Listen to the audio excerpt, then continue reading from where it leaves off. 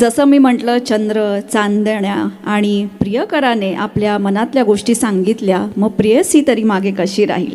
त्यामुळे केतकीच्या बनी तिथे काय चाललं आहे हे आता पुढच्या गीतातून आपण ऐकूया. मंचावर आमंत्रित करते कीर्ती दळवी यांना.